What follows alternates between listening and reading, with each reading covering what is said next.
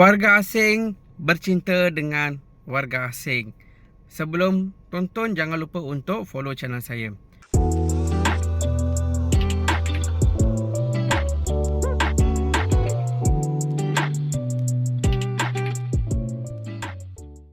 Salam sejahtera dan bertemu kembali di channel saya BP Jaya. Okey, topik hari ini adalah warga asing bercinta dengan warga asing. Okey, ini adalah pengalaman yang saya dapat lah saya dapat dan diorang bercerita dengan saya bila kita ada kawan-kawan dengan warga asing ni kan, adalah cerita-cerita yang mereka cerita dengan kita ni. Okey, apabila mereka ni datang ke Malaysia bercinta dengan warga asing. Okey, dia isunya mereka tak mengenali satu sama lain. Mereka datanglah, si perempuan pun datang kerja kat sini, si laki pun datang kerja kat sini. Okey, tak kisahlah warga negara apa diorang bercinta dan kata nak berkahwin ke apa, ada yang mengandung. Bila ada yang mengandung, lepas tu bila disuruh tanggungjawab ditinggalkan. Okey, ada yang kena tipu, nikah siri kat sini, ikut masing-masing punya cara di rumah ke apa benda. Warga asing ni kan faham-faham je lah kan, masing-masing ada cara masing-masing.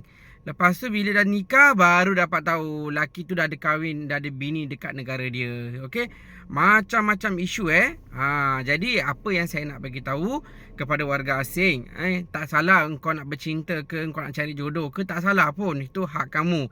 Tapi selidik latar belakang pasangan kamu. Okey, selidik latar belakang pasangan kamu. Kalau kamu nak berkahwin dengan lelaki negara A, cari latar belakang dia dah kahwin ke belum ke. Kalau kahwin tu, kahwinlah secara sah.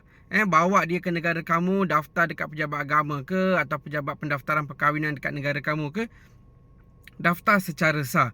Okey, ini berkahwin dekat sini tak berdaftar, kahwin suka-suka, kahwin bawah pokok, lepas tu dah mengandung, laki tu tak nak bertanggungjawab, satu hal.